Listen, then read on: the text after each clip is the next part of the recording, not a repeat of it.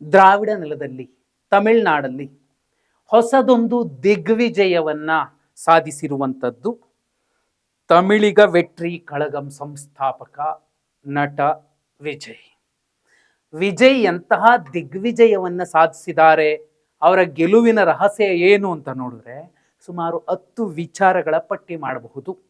ಅದರಲ್ಲೂ ಮುಖ್ಯವಾಗಿ ಆ ಒಬ್ಬ ವ್ಯಕ್ತಿ ಇವತ್ತು ವಿಜಯ್ ಸರಳ ಬಹುಮತದ ಸನಿಹಕ್ಕೆ ತಮ್ಮ ಟಿವಿಕೆ ಪಕ್ಷವನ್ನು ಗೆಲ್ಲಿಸಿಕೊಳ್ಳೋದಕ್ಕೆ ಕಾರಣಕರ್ತರು ಅಂದ್ರೆ ತಪ್ಪಾಗೋದಿಲ್ಲ. ಪ್ರಥಮ ಹಂತದಲ್ಲೇ ಇಂಥದ್ದೊಂದು ದಿಗ್ವಿಜಯ ಹೇಗೆ ಸಾಧ್ಯ? ಈ ಹಿಂದೆ MGR ಇಂಥದ್ದೊಂದು ಗೆಲುವನ್ನ ಸಾಧಿಸಿಕೊಂಡಿದ್ರು. NTR ಆ ಸಾಲಿಗೆ ಈಗ ವಿಜಯ್ ಬಂದಿದ್ದಾರೆ. ಹಾಗೆ ನೋಡಿದ್ರೆ ನೆರೆಯ ಆಂಧ್ರ ಪ್ರದೇಶದಲ್ಲಿ ಚಿರಂಜೀವಿ ಪ್ರಯತ್ನ ಮಾಡಿದ್ರು, ಅಂತ ಸಕ್ಸಸ್ ಆಗಲಿಲ್ಲ. ಅವರ ಸೋದರ ಪವನ್ ಕಲ್ಯಾಣ್ ಪ್ರಯತ್ನಿಸಿದ್ರು, ದೊಡ್ಡ ಇಂತಹ ಗೆಲುವು ಸಿಗ್ಲಿಲ್ಲ. ಒಂದು ಸಣ್ಣ ಮಟ್ಟದ ಕಿಂಗ್ ಮೇಕರ್ ಆಗಿ ಪವನ್ ಕಲ್ಯಾಣ್ ಇವತ್ತು ಕಾಣಿಸ್ಕೊಳ್ತಿದ್ದಾರೆ.